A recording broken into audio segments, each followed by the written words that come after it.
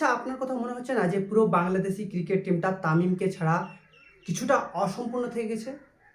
আচ্ছা, আপনার মনে হচ্ছে না যে এই তামিম ইকবাল যদি বাংলাদেশ ক্রিকেট টিমে থাকতো তো অনেক ভালো হতো?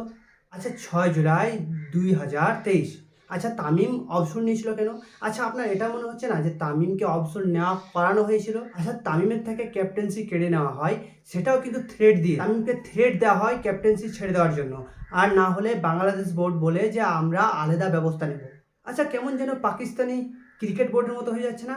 যেমন পাকিস্তানি ক্রিকেট বোর্ড আব্দুল রাজ্জাক, শোয়েব মালিক, কামরান আকমাল, উমর আকমল এদেরকে সম্মান দেওয়া হয়নি, যার কারণে এরকম হয়ে যাচ্ছে না। আজ বাংলাদেশি বোর্ডটাও তেমন হয়ে যাচ্ছে না। যে সম্মানটা পাওয়ার এরা যোগ্য, ঠিক তেমন সম্মান এদেরকে যাওয়া হয়নি।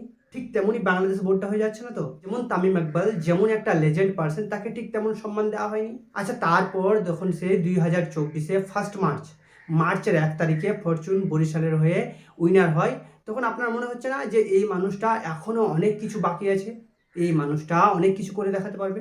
জানি না বাংলাদেশ বোর্ড এমন কেন হলো আর কি কারণে এমন হয়ে গেছে, কিন্তু কোথাও যেন বাংলাদেশ পুরো ক্রিকেট টিমটা এই তামিমকে ছাড়া আমার মনে হচ্ছে অনেক বড়োভাবে আফসোস করছে, আর দলটা অনেক বড়োভাবে অসম্পূর্ণ রয়ে গেছে।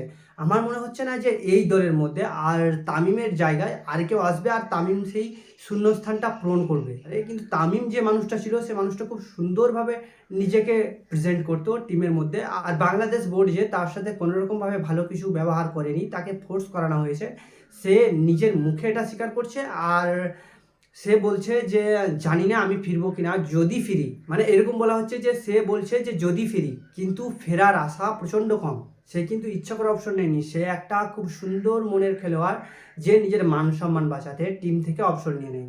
ভারতের ক্রিকেট টিমে কিন্তু এমন রাজনীতি হয় না। আমি বেশিরভাগ এরকম রাজনীতি দেখি বাংলাদেশের টিমে, আর খুব বেশি দেখি সেটা হচ্ছে পাকিস্তানের টিমে। আর এই যে পাকিস্তান আর বাংলাদেশ, আমার মনে হয় যে কিছুটা হলেও এক। আর এদের যে রাজনীতি, এটাও কিন্তু কিছুটা হলে এক। এটা মানা যায় যে হ্যাঁ, যেমন বাংলাদেশ যেমন পাকিস্তান, তেমন কিন্তু শ্রীলঙ্কাও না, তেমন কিন্তু ভারতও না। আমি এশিয়ার কথা বলি তো।